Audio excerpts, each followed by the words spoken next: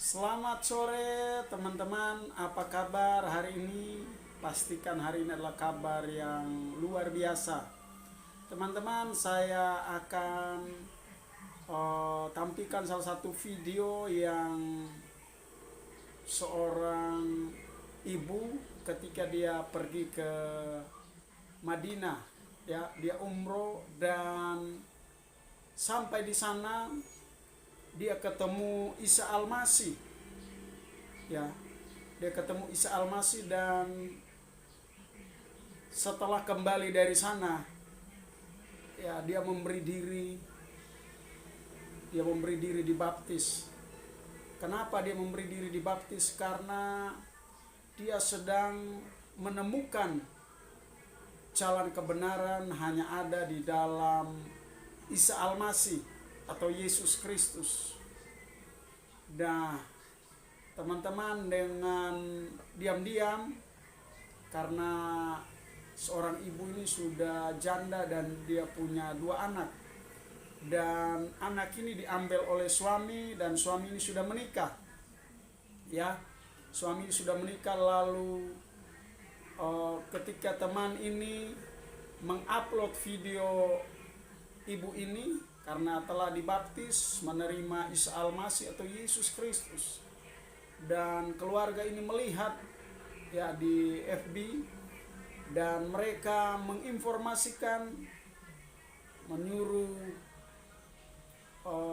mantan suaminya itu menjaga anak-anak itu, ya, supaya jangan sampai mamanya ini mengambil dan memasukkan ke Kristen. Ya, perjalanan ibu ini membuat perbandingan antara siapakah sosok Isa Al-Masih atau Yesus Kristus. Dia mencari para ustadz, ya, yang dari Muslim masuk Kristen, dan dia menemukan salah satu pendeta Saifuddin Ibrahim, ya. Dia membuat perbandingan dan dia menemukan bahwa benar-benar keselamatan hanya ada di dalam Isa Al-Masih. Dan tahukah teman-teman, di waktu mereka mengambil anaknya, kedua anak ini, dan ibu ini gelisah karena dia bekerja buat anak dan keluarganya, tetapi mereka sudah memisahkan, ya, dia tidak punya suami, ya, hanya 2 anak, tetapi mereka memisahkan anak ini dari orang tuanya. Dan ibu ini sedih, ibu ini sebetulnya pemarah, tetapi teman orang Kristen ini mengajak bahwa kamu diam dan tenang, dan kamu harus sujud kepada Isa Al-Masih, kamu harus berdoa. Sebab dalam firman berkata bahwa belajar mengampuni, belajar taat dan belajar mengampuni. Sebab pengampunan itu di dalam kekristenan itu berkata bahwa jika ditampar pipi kiri, berikanlah pipi kanan. Ya, dan pengampunan itu bukan hanya 1 kali, tetapi 70 kali 7. Ya, kalau mau dihitung-hitung itu ada kurang lebih 490. Ya, itu bukan 1 hari atau 1 minggu atau 1 tahun, tapi setiap detik belajar mengampuni. Itu sebabnya perempuan ini dia taat dan dia belajar apa maunya Isa Al-Masih, membawa dia kepada kebenaran. Dan tahukah Bapak Ibu, di saat dia berdoa, tiba-tiba teman ini memberikan informasi bahwa anak ini yang laki itu lari dari mama tirinya, dan yang satu lagi perempuan itu lari dari mama tirinya di waktu yang sama, di jam yang sama, menit yang sama.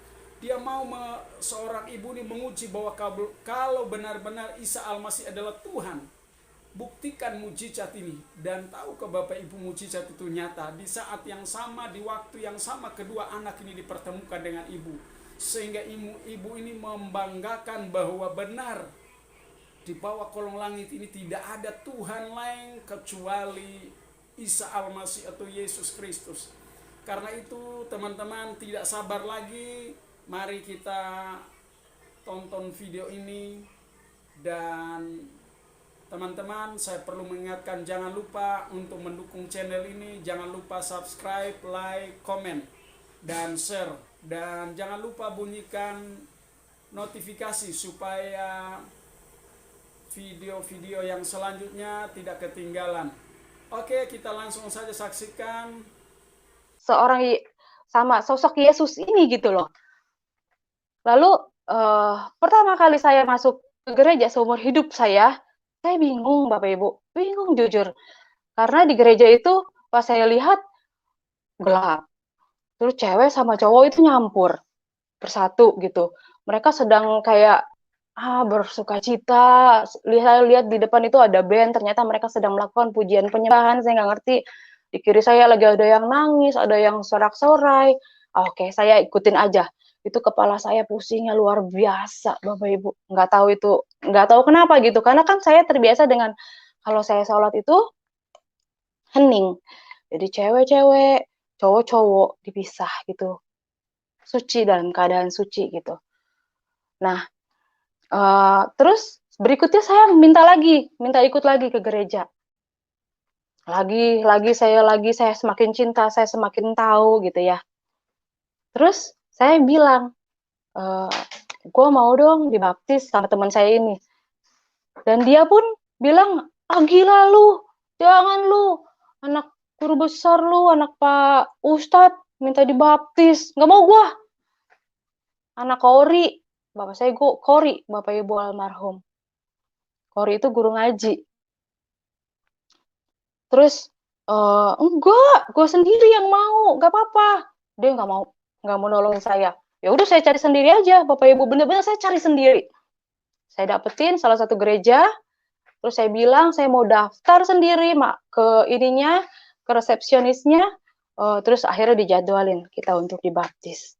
Tanggal 27 September saya dibaptis, Bapak Ibu, 2014. Hari Minggu. Saya dibaptis, saya dikasih nama Naomi. Terus saya bilang sama teman saya, kok dikasih nama Naomi? Siapa Naomi? Saya kan baca kitab belum sampai tuh ke sana. Terus kata teman saya bilang, lu baca di Rut. Terus di sana ada tentang kisah Naomi. Aku baca tentang Naomi. Oh, hati saya sedih ya. Gue sedih banget nih, kenapa ya? Kasian banget ya Naomi. Lakinya meninggal, anaknya meninggal 2, dia hidup sama anak-anak dari istrinya gitu loh. Terus itu hari Minggu. Jadi salah satu teman saya yang suka cita, saya dibaptis, upload foto saya ke Facebook. Keluarga besar saya lihat. Lalu hari Senin, saya lagi kerja di Jakarta, saya ditelepon sama mbak di rumah, mengabarkan bahwa anak-anak diambil paksa sama ayahnya, sama mantan suami saya. Waktu itu kan memang belum meninggal.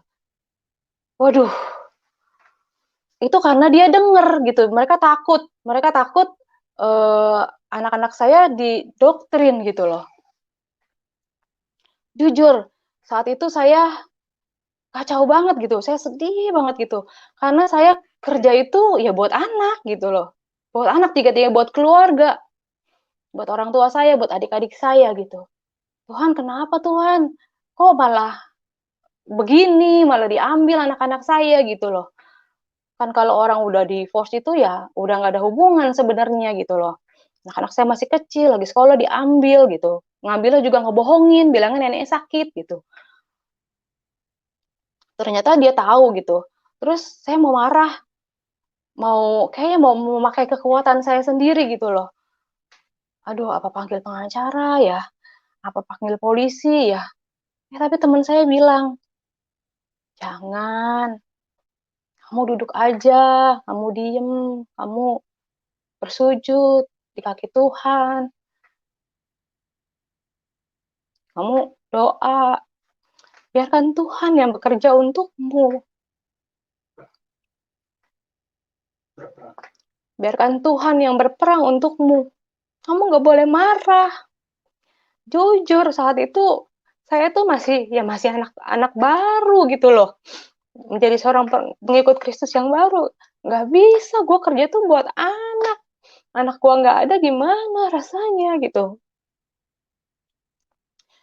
Tapi ya benar-benar saya mau taat, saya mau ya udah deh, iya deh taat deh gitu.